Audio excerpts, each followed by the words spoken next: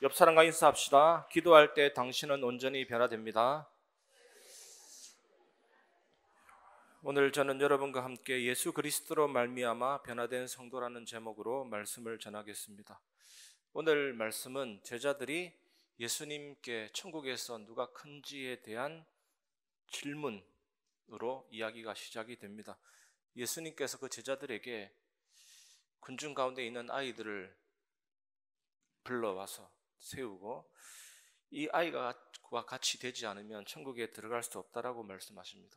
이 짧은 본문 속에 예수님의 중요한 우리들에게 전달하는 교훈과 언약이 있습니다.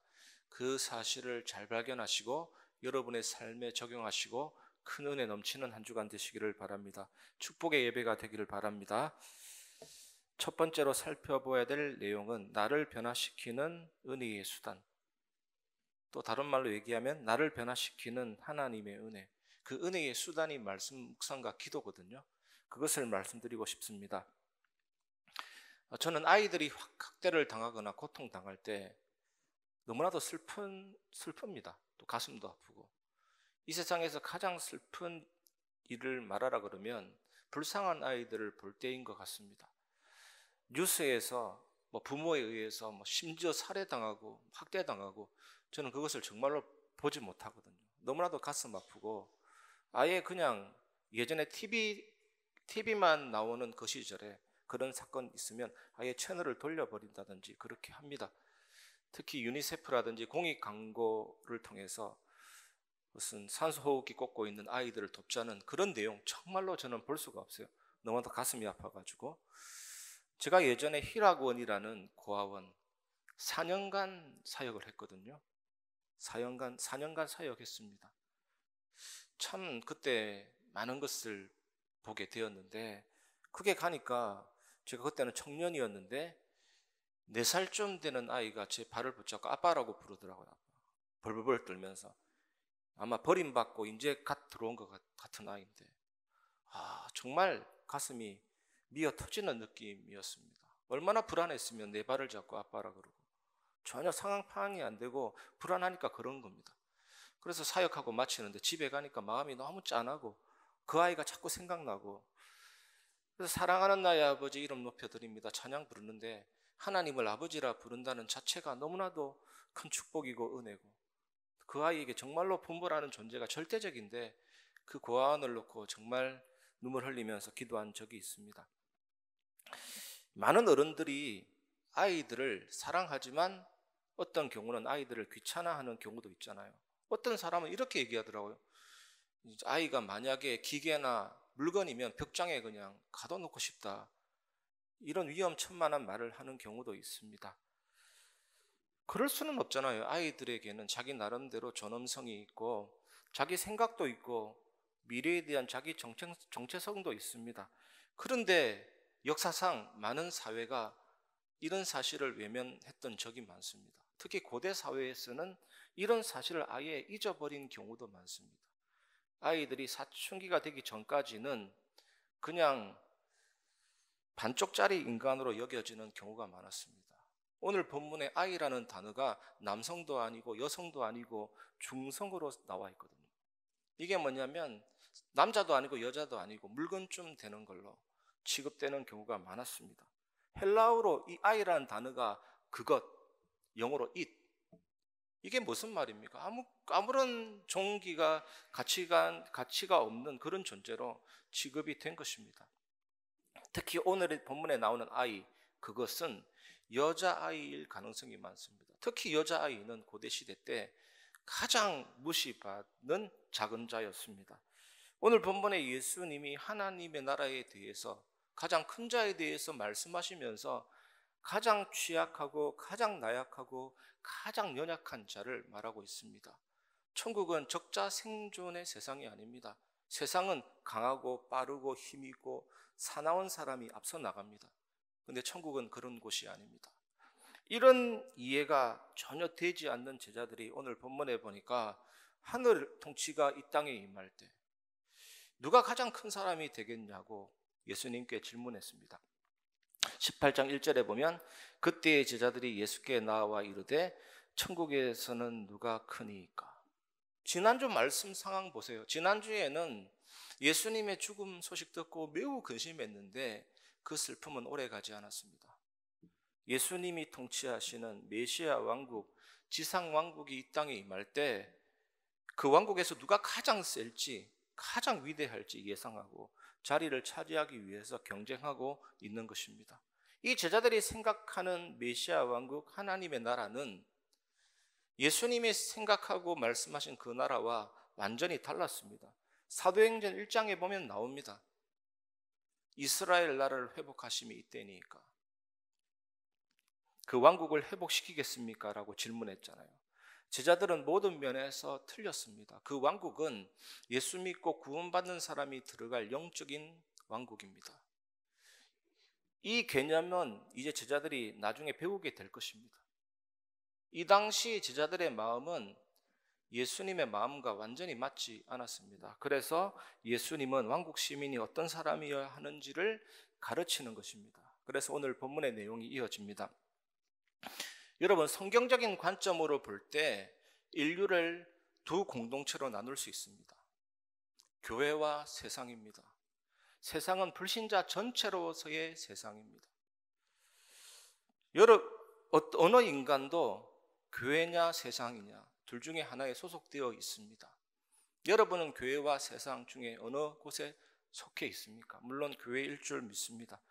구약시대 성도들은 오실 예수님을 믿은 교회, 신약 교회는 오신 예수님을 믿고 구원받은 교회입니다.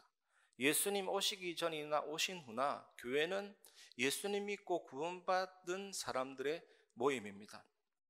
그리고 교회는 천상교회와 지상교회로 나뉘어져 있습니다. 천상교회는 뭡니까? 하늘 위에 있는 교회, 이미 승리한 교회. 그런데 지상교회는 우리와 같은 이 땅에 있는 교회입니다.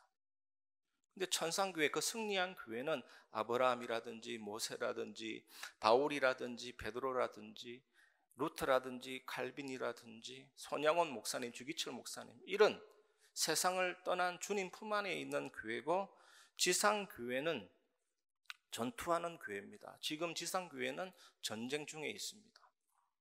교회의 적은 육신, 세상, 사탄입니다. 그래서 우리가 믿음의 선한 싸움을 다 싸우고 이 전투하는 교회, 지상교회를 제대하는 것입니다. 그리고 나서 하늘 위에 있는 승리한 그 천상교회로 입대하는 겁니다. 그곳에서 옮겨져서 영원한 교회 생활을 누리게 되어 있습니다. 이런 하나님 나라의 성격을 잘 알지 못하고 이 제자들이 누가 크냐 작냐 이런 다툼을 하고 있는 것입니다.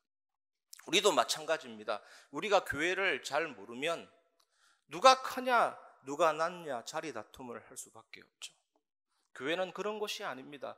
교회는 머리가 그리스도고 우리는 각 몸의 지체이기 때문에 우리 몸의 지체 중에 무엇이 중요하고 무엇이 안 중요하고 어디 있습니까? 다 중요합니다. 교회는 하나님을 아버지로 모시고 가족된 공동체거든요. 그래서 우리의 할 일은 인간적인 방법이 아니라 나의 것, 인본주의, 불신앙을 버리고 정말 이방신 아스다로 나를 지배하는 욕심 동기 버리고 오직 기도 속으로, 오직 하나님 속으로 들어가는 것입니다. 예수님은 제자들의 어리석은 질문에 대해서 답변을 하십니다. 그것이 2절에서 4절입니다. 예수께서 한 어린 아이를 불러 그들 가운데 세우시고 이르시되 진실로 너희에게 이르노니 너희가 돌이켜 어린 아이들과 같이 되지 아니하면 결단코 천국에 들어가지 못하리라.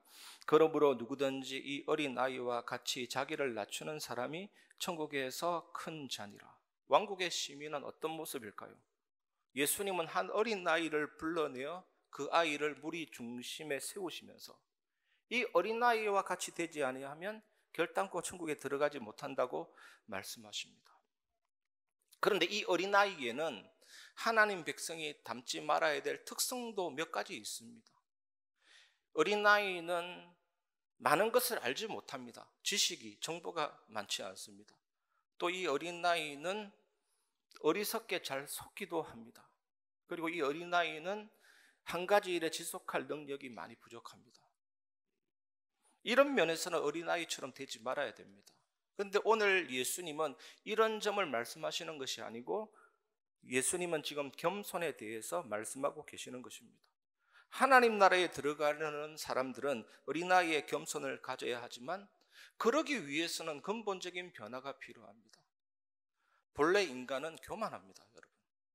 본래 인간은 나중심, 이기주의입니다.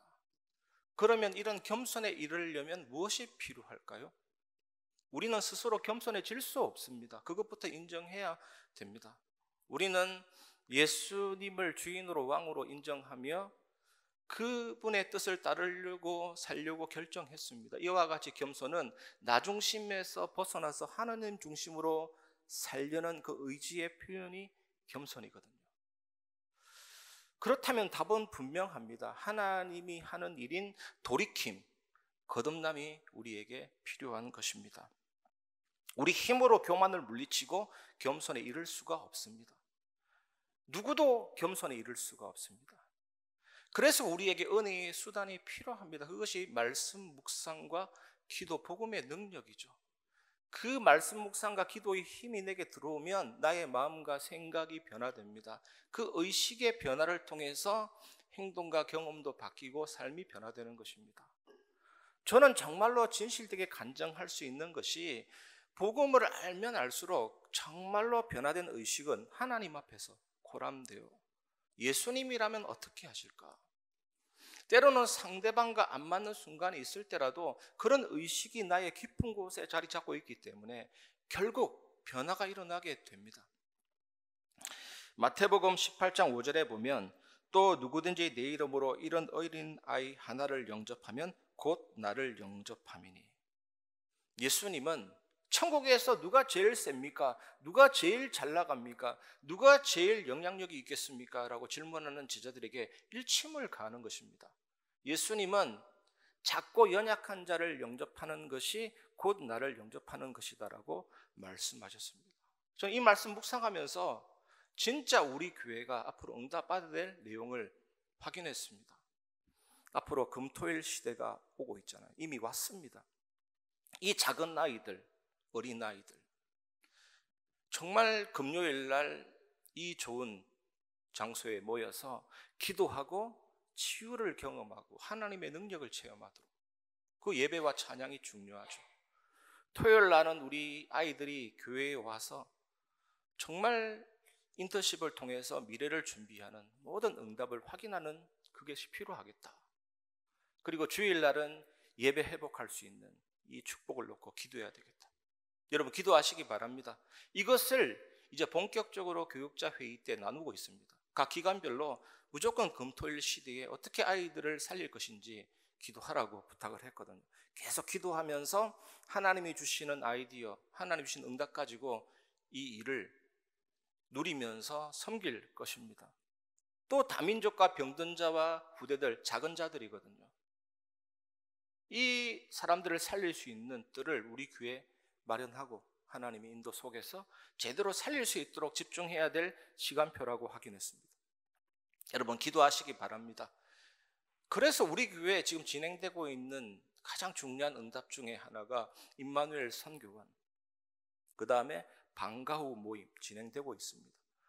이렇든 저렇든 어쨌든 하나님이 시작하신 일이기 때문에 우리는 기도해야 될 이유가 있고 하나님은 이 작은 시작을 통해 큰 열매를 맺게 하실 줄 믿습니다. 여러분 마음 담고 기도하시기 바랍니다.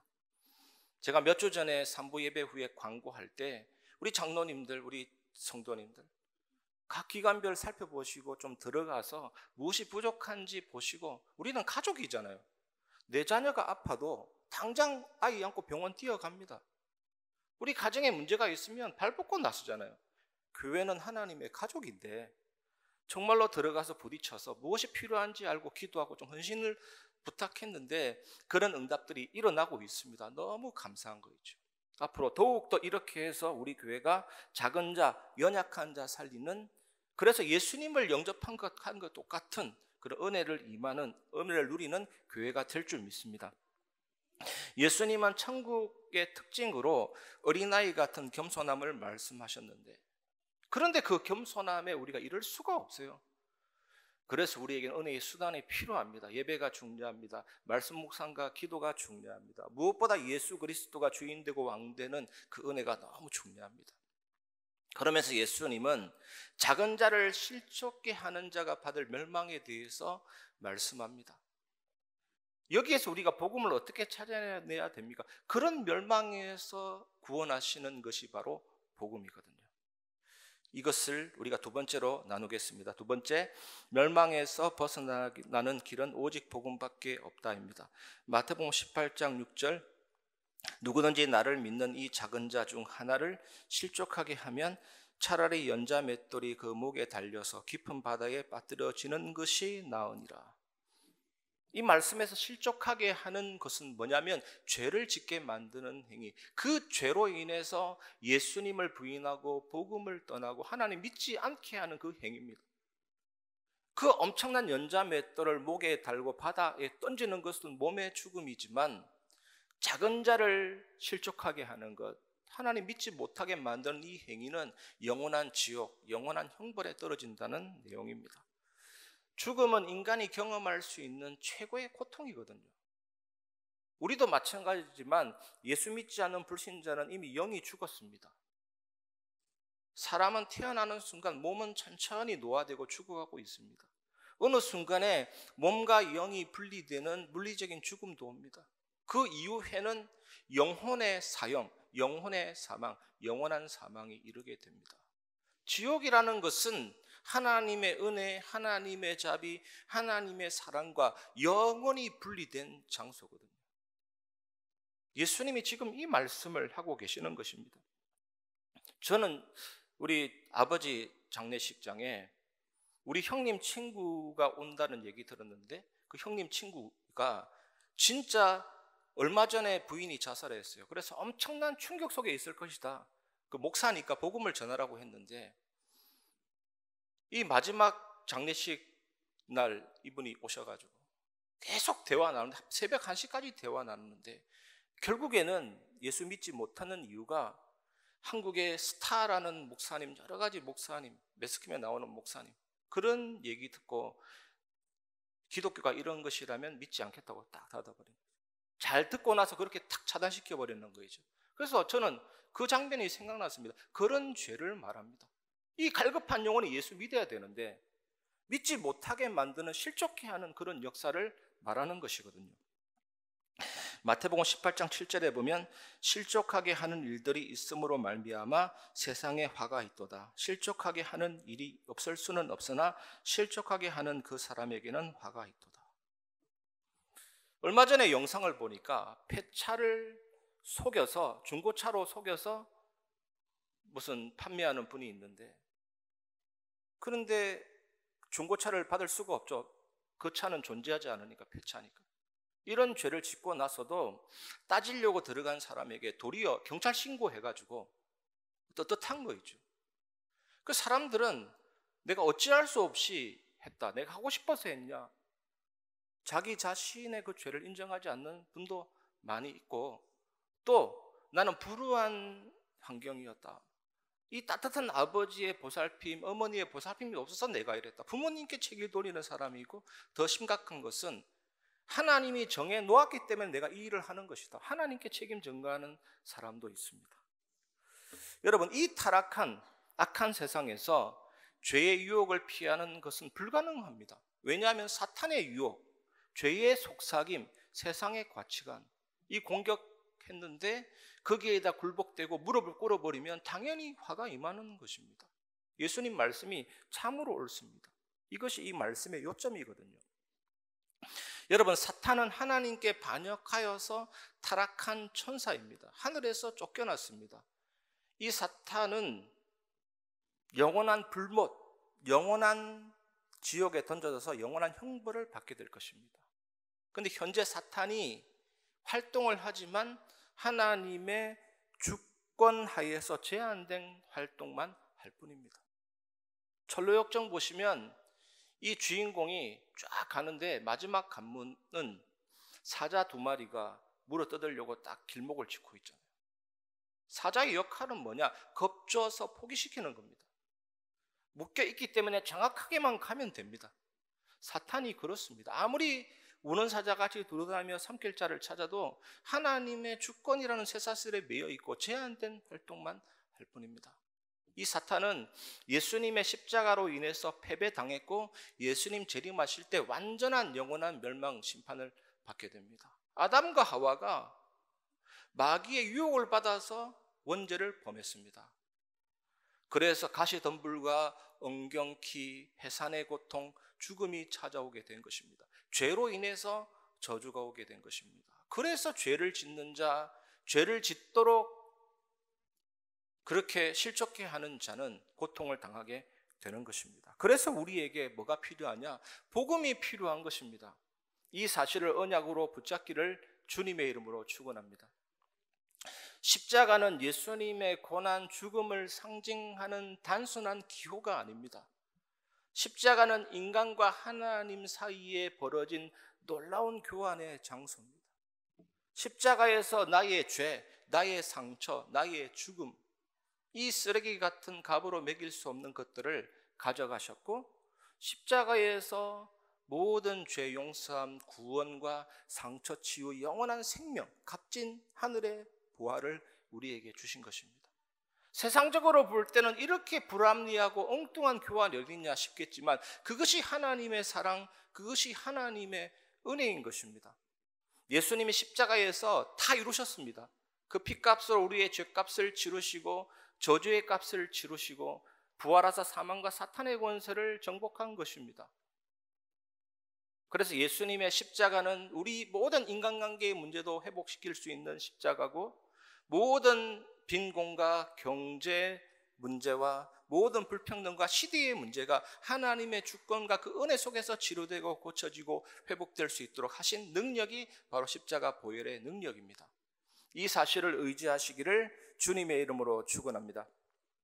예수님은 죄로 인해서 다른 사람을 해칠 수도 있지만 그 죄가 자신을 해칠 수도 있다라고 지금 말씀하십니다. 여러분, 나를 해치는 죄를 이기는 길은 내 안에 뿌려진 말씀의 씨, 하나님의 능력입니다. 이것을 오늘 마지막으로 나누고 싶습니다. 세 번째, 내 안에 뿌려진 말씀의 씨는 하나님의 능력입니다. 마태복음 18장 8절에서 9절, 만일 내 손이나 내 발이 너를 범죄하게 하거든 찍어 내버리라.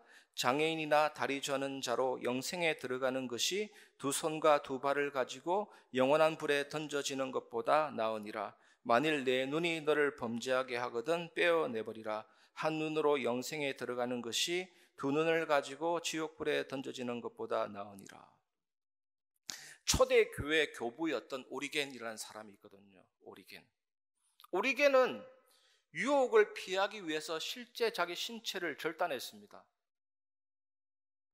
쉽게 얘기하면 성적 유혹을 피하기 위해서 스스로 거세했거든요.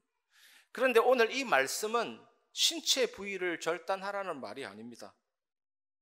죄를 짓도록 유혹하는 모든 것에서 떠나라는 말씀이거든요. 독을 제거하라는 말씀입니다. 그러나 안타까운 현실은 유혹을 피하는 것은 매우 어렵습니다.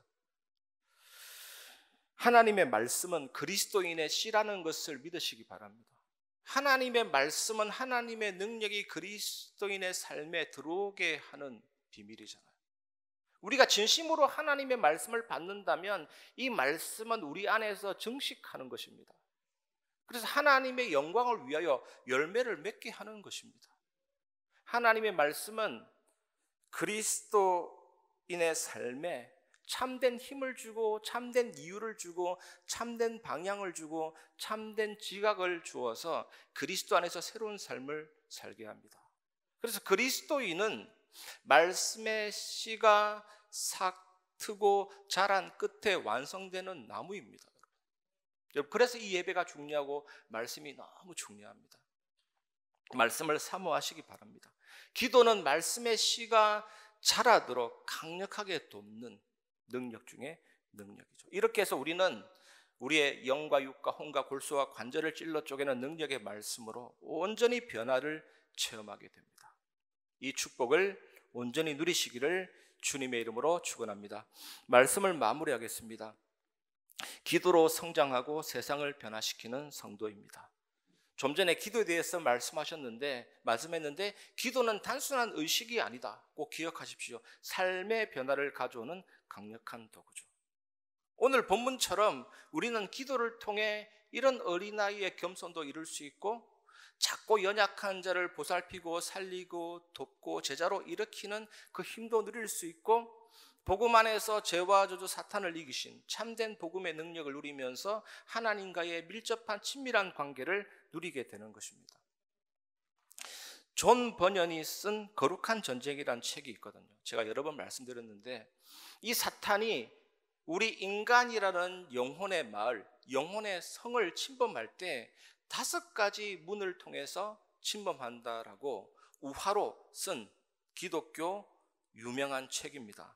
여기 보면 이런 내용이 있습니다. 시각의 문, 아름다운 풍경, 매혹적인 이미지, 허황된 환상을 통해 눈을 현혹시키고 그를 오만과 우쭐함으로 유혹한다. 그 다음에 청각의 문, 달콤한 노래, 유혹적인 속삭임, 거짓말과 비방을 통해 귀를 속이고 의심과 불신으로 빠뜨린다. 입입니다. 미각의 문, 맛있는 음식, 향긋한 냄새, 과도한 탐닉을 통해 입을 유혹하고 그를 탐욕과 방탕에 빠뜨린다. 후각의 문, 향기로운 꽃, 매혹적인 향수, 감각적인 쾌락을 통해 코를 유혹하고 그를 정욕과 불순에 빠뜨린다. 촉각의 문, 느낌입니다. 부드러운 옷감, 쾌적한 만지짐, 감각적인 유혹을 통해 피부를 유혹하고 그를 음탕과 타락에 빠뜨린다. 존 버년은 우리 자신을 성이라고 생각하고 눈문, 귀문, 코문, 입문, 피부문을 통해 파고드는데, 그 문을 공성전을 펼쳐서 부수고 우리 안에 들어오려고 하지만 결론이 중요합니다. 우리 안에 임마누엘 왕자 하나님이 계시니까 결국 승리한다라는 내용이거든요.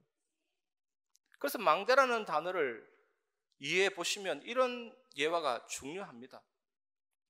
하나님은 영원하십니다. 시간 속에 계시지만 시간을 초월하시고, 공간 속에 계시지만 공간을 초월하시고 전지전능하십니다. 이 하나님이 우리의 힘, 하나님의 평안, 하나님이 나의 안식이 딱 되십니다. 견고한 망대가 됩니다. 내 안에 임마누엘 왕자가 하나님이 계시니까 아무리 사단이 입문, 눈문, 코문, 귀문, 촉각의 문으로 들어와도 결국 승리합니다. 하나님이 나의 망대가 되시죠.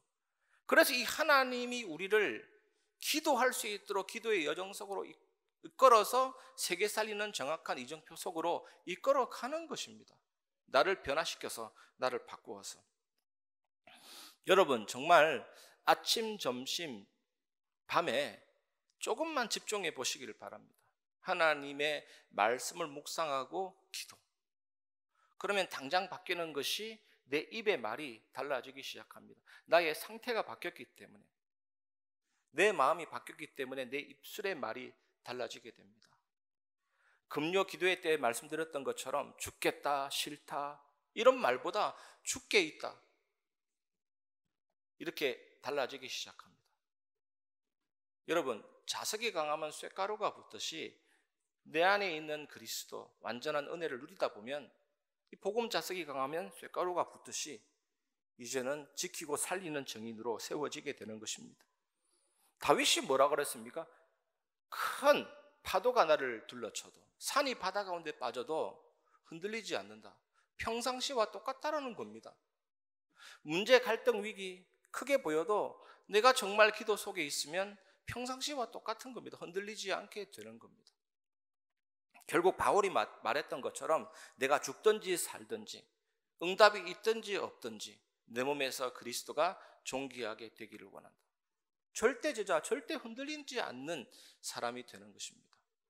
여러분이 그 사람으로 현장에 서기를 바라고, 그런 사람이 있는 그 현장에 하나님의 나라가 임하고 흑암이 무너지고 참된 전도운동이 일어나게 될 줄 믿습니다. 이 축복 누리는 한 주간 되시기를 주님의 이름으로 축원합니다.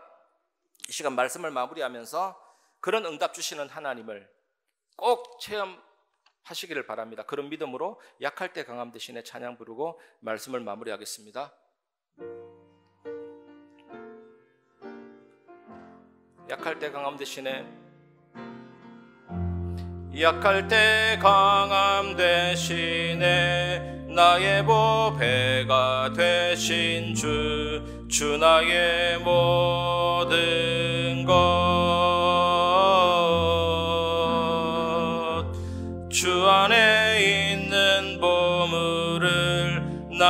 포기할 수 없네. 주 나의 모든 것.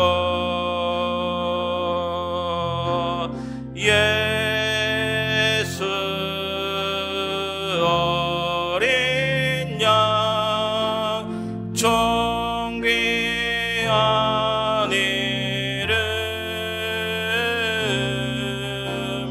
예수 어린 양 종 귀한 이름. 십자가 죄 사하셨네. 십자가 죄 사하셨네. 주님의 이름 찬양해.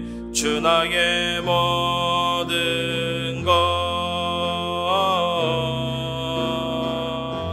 쓰러진 나를 세우고 나의 빈 잔을 채우네. 주 나의 모든 것. 예수 어린 양 종 귀한 이름. 예수 어린 양 종. 우리를 변화시킬 예수 어린 양 존귀한 이름 고백합니다. 예수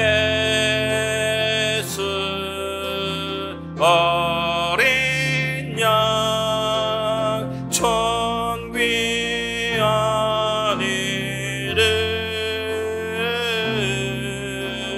예수 어린 양 종